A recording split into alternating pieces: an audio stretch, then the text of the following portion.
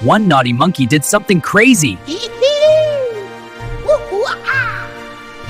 He saw the king's shiny crown. And he stole it. King shouted, "Stop him! Stop him! Too fast." He even tried to become king.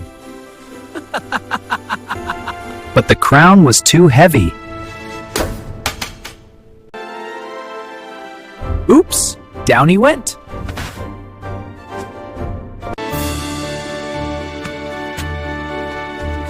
Sorry. Being naughty is fun, but honesty is better. Subscribe for more.